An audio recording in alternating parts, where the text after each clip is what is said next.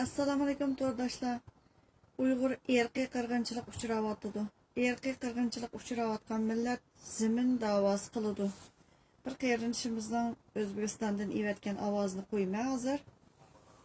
Dunyo hamjamiyati, dunyo aholisi. Mening ismim Farruh.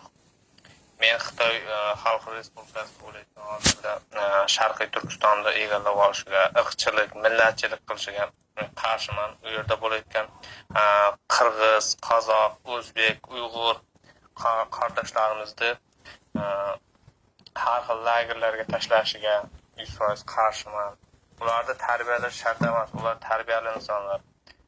Ularni har qanday vaziyatda ham uni qiynoqqa solib, o'zga yurtlarga chiqib ketishiga ruxsat berilmasligi, bu Sharqiy Turkistonni egallab olish maqsadida har taraflama har qanday jurnalist, blogerlarni kirgizmasligi, ochiqlik yo'qligi, diniy e'tiqodni susaytirib ongidan chiqarishga harakat qilishlar, bu genotsidlik.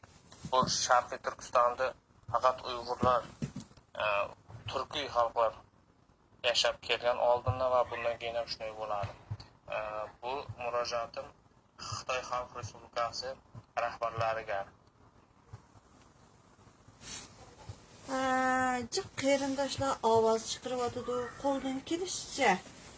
Endi o'zimiz nima ish qopmaymiz bilmayman. Tunugun kechida menga bir aylan maska degan bayroq degan gap, maskaning ustida bayroq bo'lsa, umi bayroq deb shunda g'alita gaplarni yezib degan to'q men javob qaytardim. Bayroqning surati tushirilgan iznak, yog'liq, maska, galastok deganlar o faqat bir bezak. Lekin o bayroq emas. Hech kim maskasini bir yog'ochga o'tkazib, "Ma bayroqni deb bir yerga tishlayman" deb turib yugurib yurmaydi hech kim. Men savol qo'ydim. Leptik kusarlarımı aşında bayraknınki belgesini düşürürsüler. Aşın bayrak malzeme deydi.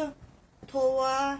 Bu deslepki marıpta aile bilen devletini periklendiremesek eyran kavassam hem de bayrakni maskenin üstündeki kısmı bayrak, kusandaki kısmı bayrak da toşturuyor tuttu. Eyran kaldım. Özeni közgülmesen, özenin vatanını közgülmesen, özenin milletini közgülmesen, erkiy qirg'inchilikni bütün dünya e'tirof qilsa, o'zing e'tirof qilmasang, albatta xalqdan og'rinma, yolg'ondan chiqib olgan u yerda eg'inab yotgandan keyin o'yin ekanligidan mana men deb chiqib turmamdi. Ey jinim millatim, oyada sen o vataningda falon adam kofir bo'lib ketsa, voy jannatga kirman deb yursang, g'idirkagidek bir tema emasmi bu?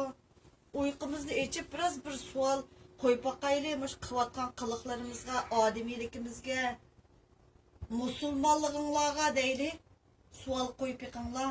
Rahmat sizlarga.